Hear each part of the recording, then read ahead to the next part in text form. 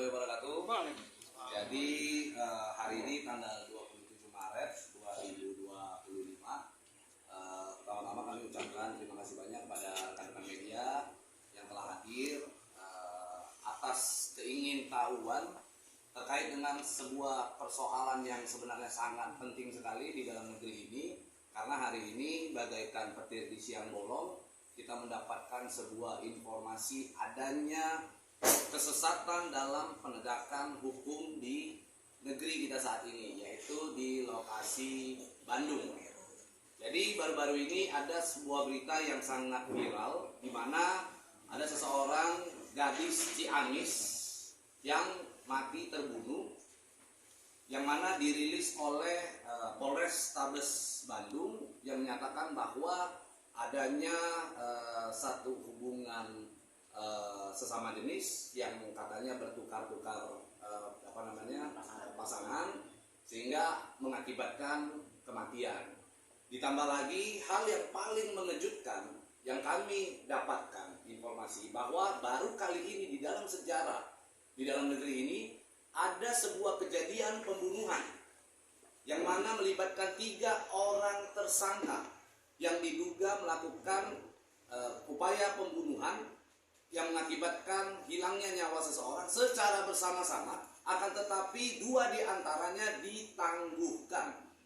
Ini menjadi satu kesesatan dalam penegakan hukum, sehingga hari ini saya bersama dengan salah satu korban, merupakan kakak daripada korban, begitu ya.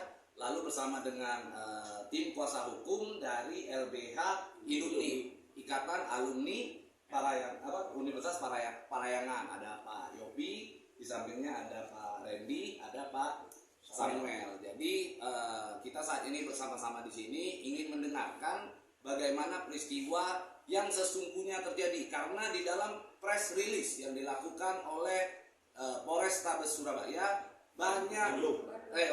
Polres Tabes Bandung, banyak hal-hal yang sangat tidak ada persesuaian di dalam peristiwa yang sesungguhnya. Kurang lebih itu saja di awal. Saya akan serahkan ke Pak Yopi untuk melanjutkan. Terima kasih, Pak Pablo. Saya ditunjuk selaku kuasa hukum oleh korban, kakak korban, keluarga korban. Ya. Kebetulan dari keluarga korban ini membutuhkan pengawalan, ya, bantuan hukum yang menurutnya dia perlu sama sekali bantuan hukum untuk mendampingi di kepolisian, yaitu Polres Tabes Bandung. Ini kuasa sudah ditandatangani oleh keluarga korban, sekaligus dia selaku pelapor, ya, selaku pelapor. Ini tandatangannya sudah. Ini kita dampingi oleh kuasa hukum sebanyak 23 orang. Ya. Nah, kemudian pelapor sudah melaporkan kejadian dugaan tindak pidana pembunuhan ini, ya, yang dilakukan sebagai pelapor adalah saudara korban, kakak korban, yaitu Hani Yuliani, ya, yang sudah dilaporkan pada tanggal 10 Maret 2025. Ya, ini sudah ada laporannya, ya. Namun sampai saat ini saya melihat belum ada perkembangan yang signifikan terhadap kasus dugaan adanya pembunuhan yang dilakukan oleh tadi Pak Pablo 3 orang tersangka, ya, di mana hanya 1 orang yang ditahan, ya, yang 2 lagi kita tahu kemana. Kemudian mungkin ini ada surat kematian dari korban pembunuhan itu, di mana ini ada satu kejanggalan di dalam surat kematian itu. Di sini dikatakan bahwa sebab kematian itu salah satunya adalah bukan penyakit menular. Padahal menurut saya ini sudah jelas, ini adalah adanya dugaan tindak pidana pembunuhan. Ya, ini yang dikeluarkan oleh Rumah Sakit Salamun. Mungkin yang untuk lebih jelasnya nanti kronologis akan disampaikan oleh saudara rekan saya Randi. Silakan. Izin, ini sedikit melengkapi. Betul tadi apa yang dijelaskan rekan senior saya Pak Yofi Gunawan, bahwa ada dugaan tindak pidana pembunuhan di Kota Bandung, tepatnya itu di wilayah Coblong atau yang dikenal itu wilayah Gandok kalau di Kota Bandung ya, itu dekat Simboloid, yang mana singkat cerita pada tanggal 8 Maret 2025 itu ada empat orang wanita yang berkawan nih, ya kan? 4 wanita yang berkawan, lalu mereka ini ada di dalam satu ruangan, di dalam satu ruangan kosan, ya, yang mana saat salah satu ini namanya Dibo, ya. Nah, Dibo ini adalah adik kandung dari klien kita, Bu Hani ya, dari klien kita Bu Hani. Nah, Dibo ini berpamitan saat malam itu tanggal 7 ya, tanggal 7 malam itu berpamitan setengah 9 bersama Nona F, ya, berpamitan bersama Nona F dari rumahnya untuk bermain atau mengunjungi tempat kos-kosan F, gitu loh. Yang mana saat itu di kos-kosan itu sudah ada terduga pelaku C dan terduga pelaku A, yang saat ini ditahan di Polrestabes ini hanya terduga pelaku A, begitu loh ya. Sementara ada 4 orang di sini yang di dalam satu kamar. Dalam satu kamar 4 orang terjadi peristiwa pembunuhan, namun hanya satu yang ditahan, begitu ya. Lalu singkat cerita, ketika sudah berpamitan, subuh-subuh kakak korban ini mendapat berita dari F bahwa korban sudah kesulitan bernafas dan korban saat itu sudah berada di rumah sakit Salamun, gitu loh. Saat didatangi, ditanya oleh kakak korban, ini kenapa Dibo bisa begini? Ya, di situ kakak korban melihat ada luka tusuk di leher, itu vital, ya, itu vital di leher. Lalu penjelasan dari terduga 3 pelaku ini adalah Dibo ini dibegal katanya, begitu loh, dibegal. Nah, lalu kakak korban ini datanglah dengan rekannya kakak korban yang satu ke Salamun untuk mengecek, dan mereka tidak percaya adanya dugaan pembegalan itu, gitu loh, ya kan, sehingga mereka melakukan pengecekan ke kos-kosan. Lalu ada banyak tapak darah, lalu banyak juga hasil darah yang sudah dibersihkan oleh kakak korban, gitu. Nah, singkat cerita, mereka kembali lagi ke rumah sakit sambil menunggu ambulan jenazah untuk kepulangan ke Ciamis.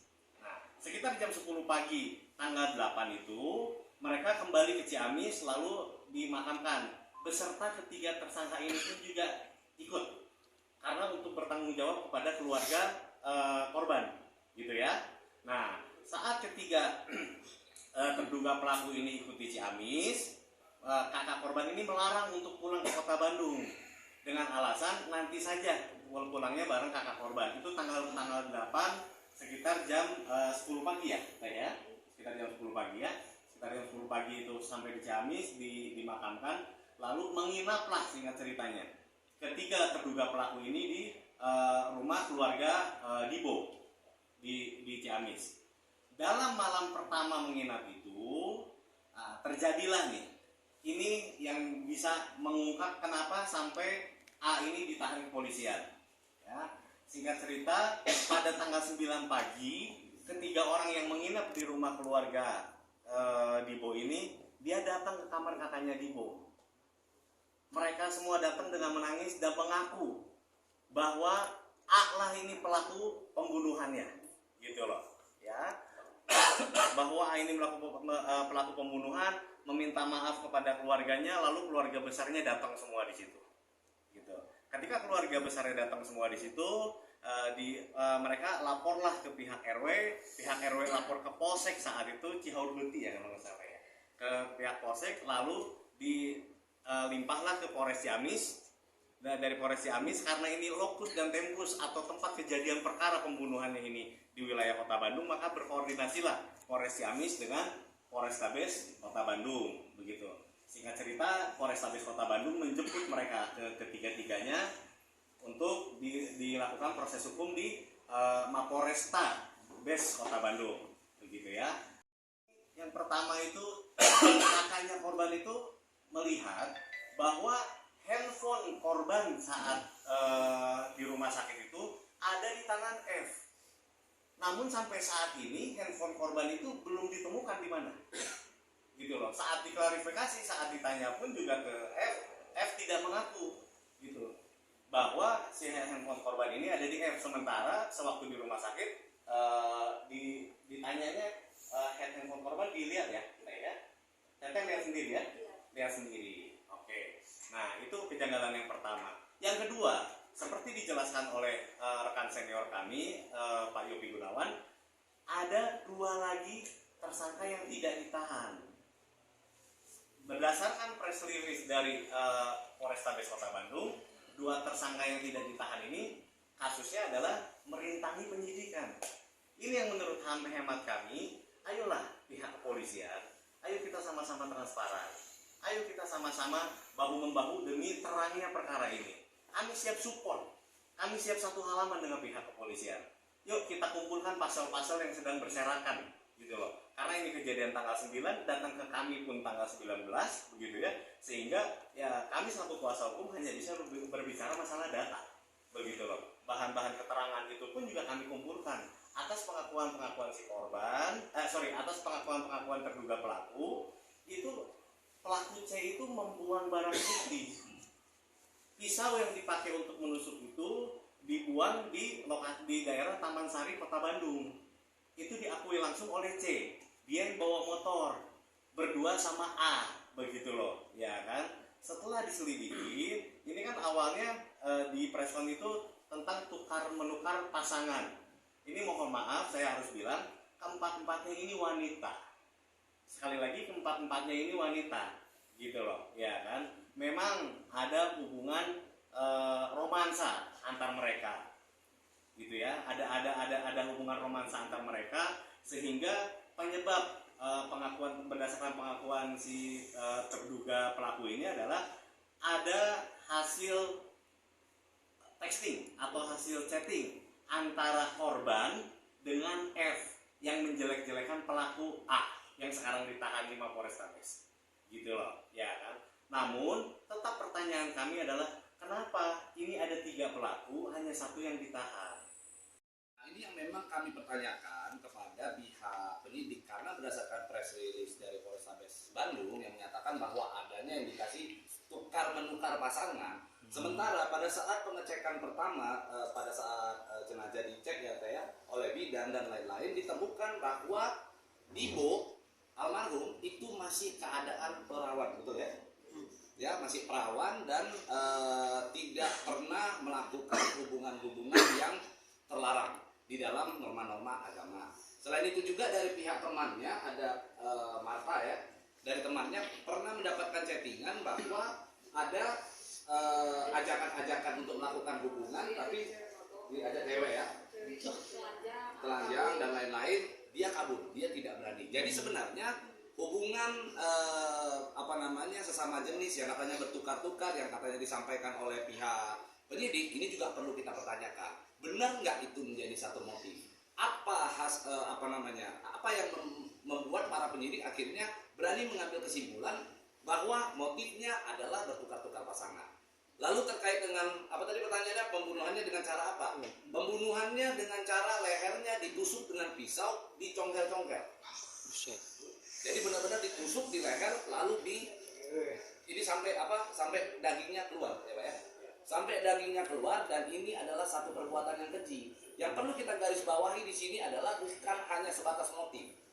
Justru yang harus kita pertanyakan adalah motif penyidik yang akhirnya 2 pelaku yang jelas-jelas melakukan perbuatan dugaan pembunuhan tersebut ditangguhkan atau tidak ditahan. Ini yang menjadi persoalan. Karena untuk pertama kalinya di Indonesia ada orang yang diduga bersama-sama melakukan pembunuhan tidak ditahan. Kita bisa ambil contoh kecil, kasus Ferdi Sambo dulu. Putri Candrawati, dia tidak melakukan pembunuhan, dia bahkan di ruangan yang terpisah. Dia hanya katanya menyampaikan bahwa dirinya dilecehkan oleh almarhum Joshua, tapi akhirnya dia juga ditetapkan sebagai tersangka, ditahan. Padahal beda ruangan. Ini di ruangan yang sama. Dan bayangkan, kos-kosan itu adalah kos-kosan saudari Feby. Saya sebut namanya saja, jadi saya tidak menggunakan inisial. Saudari Feby yang ditangguhkan oleh penyidik. Pisaunya juga adalah pisau milik daripada saudari Feby.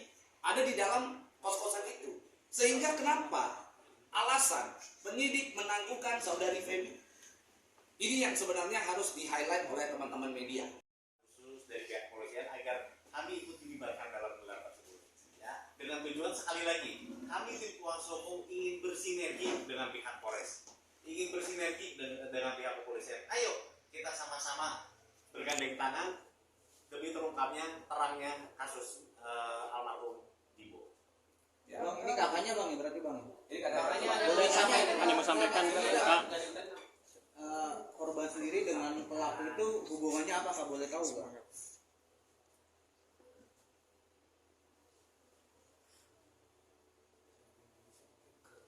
itu emang teman dekatnya sama korban. Ibu korban cuman waktu pas posisi adik aku kan orangnya baik, gak pernah neko-neko sama saya di teteh. Pas kena dia